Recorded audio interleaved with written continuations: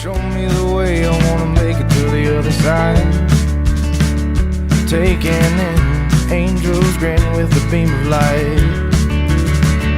Cause if it's nothing more than how we might get along, oh, I'm lost without your voice to keep it going on. So can you keep it going on? Can you keep it going on like this? Can you keep me going on? Can you keep me going on like this? Welcome back into VolTalk. My name is Neyland Trae Cotten, and we're here with Jared and the Mill live, who is performing tonight at Preservation Pub. So guys, how's it going? How are y'all liking Knoxville? Just dive into that. I'm loving it. Yeah, so far so good, cool. man. We did it this morning. We did we came into town. We did a little like radio situation, like the Blue Plate special with I forget the radio name, the radio station. WDVX. That's the one. WDVX. It was a lot of fun. It was a cool thing. We had some falafel, and then we came here, and so now we are hanging out with you. So I'd say it's a good day so far. Gotcha. So y'all have been in Tennessee before, correct? Y'all Yeah. recorded in Nashville, and so tell me about that. How was recording in Nashville? It was great. Nashville is a real big studio town, so there's a ton of resources. You can get any rental gear you want. Yeah. The studio we worked at was amazing. It's a House of Blues studio in Berry Hill, and our producer was great. So honestly, it was 10 out of one of the best 10. experiences. 10 out of 10. 10 out of 10. Gotcha. Okay, so now let's focus on the band. How did y'all come to be? How did y'all get together, and when did y'all start making music? We got together senior year of college for most of us. Me and Mike have been buddies for a long time. We played music together. Josh and Larry have been playing music for a long time too, and their dads actually play music together, so they've known each other since they were little babies.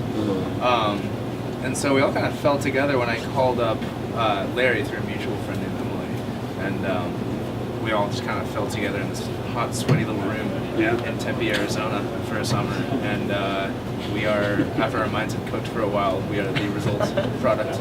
Gotcha. So they are on tour right now.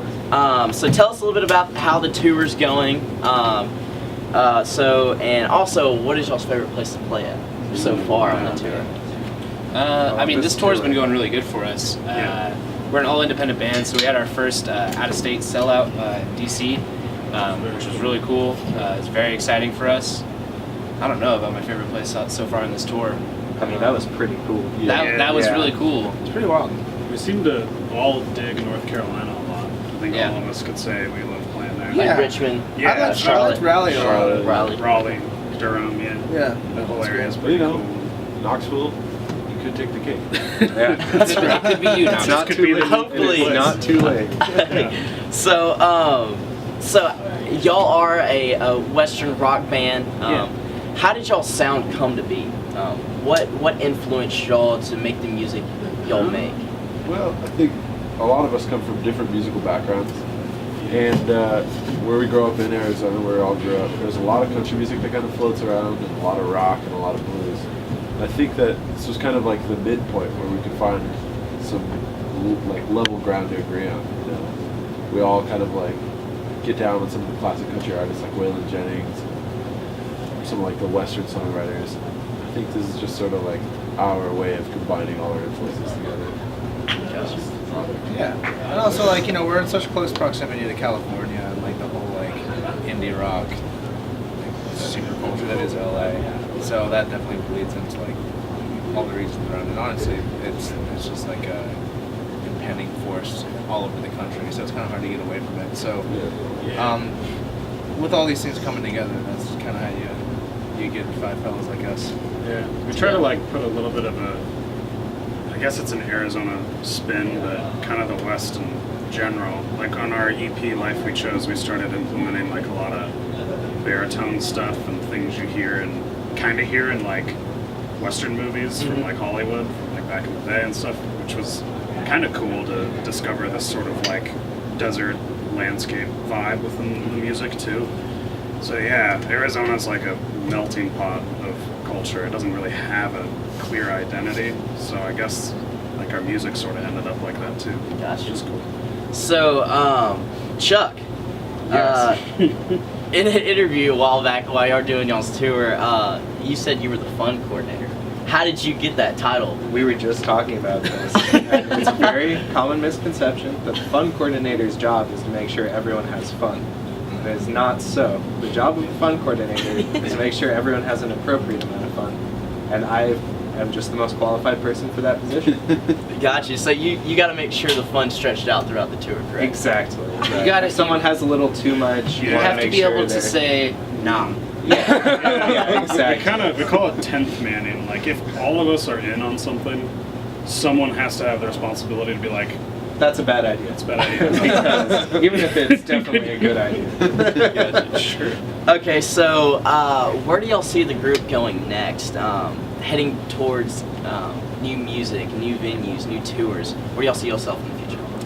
Actually, we're about to do a pretty wild thing where we're just getting set up to maybe be going overseas to Europe, and so I think that's probably gonna have a big influence on just like how we operate as a band. It's gonna be our first time over there, and then after that we're gonna come home or maybe before that we're gonna come home and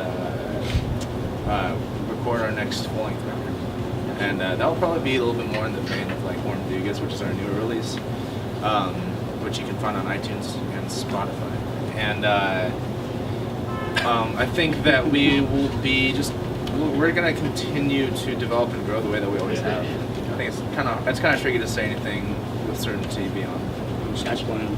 Yeah, Playing exactly. shows. We will certainly be playing shows. We're a band that really likes to tour, really likes to hit the road, so that's Yeah. for sure in our future. Yeah, We seem exactly. to. So to relay off of what you just said, they just released an EP called Arm Tugas. So Dugas. Yeah, Tugas. Dugas. So tell me what went into that project. What were y'all expecting out of it, and how did your fans react to that EP? I think that what went into it is just like, it was our third time doing a kind of major production kind of like thing. We were releasing an EP forever ago when we were just kids, and it was kind of like a trial run. But then on our first full length, which is like our first like actual release, that was our first like going into the studio, and we all just kind of tried to get our bearings on what went into producing a studio album. And it was a little bit more refined, and we learned different techniques on our third run, and then by our second run. And by the third time we went to the studio for Warm Dugas, we had like a kind of a good grasp on our identity as a band, like what we are and what we perceive ourselves to be, and B, we had like a little bit better idea of like what to expect out of the recording process, and we were able to, for the first time, live track a lot of the Rhythm. a large part of all the songs, or like all the tracks are us performing as we would if we were on a stage, like we're all playing at the same time. Or a lot of times you'll record one after another, so it kind of loses, like it has like this disjointed feel to it. The recording process on the third record was we were all like basically staying in the same room with glass in between us, so we were able to have like the visual components to like performing. We were able to just play with one another like we always do, and it has a much more like natural, like organic vibe to it. So I know touring is a huge thing to y'all's group. What does that mean to y'all? I know y'all, for instance, I believe last year y'all were on the road for 9 months, correct? It's always somewhere around Collectively, 6 yeah, to 8. yeah. So what does that mean to y'all? Why do y'all tour so much and try to spread your music to as much people as possible? I mean, like I said earlier, we're all independent, so it's like kind of one of the only ways we have to like really get our music out there. Yeah, you gotta do it. Like, we have advantages that bands in the past didn't have with online marketing and stuff like that, and Spotify and Google and all that stuff. But I think nothing beats like our in-person show, and when we take that to people, they stick with us like a lot more. Yeah, we're still without a label, and while we have a lot of infrastructure, I guess you could say, we have a manager and booking agent, all that kind of stuff. We're still doing it on our own, so like every opportunity we get is because there are people who we aren't paying enough, who really want us to succeed, trying to help us, So that we can pay them enough. and and we kind of have the mentality of like, we gotta grind our teeth, so to speak. Like we gotta we just gotta tour Yeah. all the time and not say no to any opportunity that comes our way, we say yes to, because that's the only way we've gotten to where we are now. So if we're gonna get any further, we just have to keep saying yes a lot. Got you. Well, Josh, Jared, Michael, Chuck, Larry, thank you so much for joining us. Check them out on iTunes, Spotify, Facebook, Instagram, and their website at Jared and the Mill and at jaredandthemill.com. This is all we got for VolTalk. My name is Neyland Trae Cotten. Catch you next time. Bye, guys. Bye. Thanks for hanging out. All night long, and our spirits grew so strong. We knew that there's no way we're going back.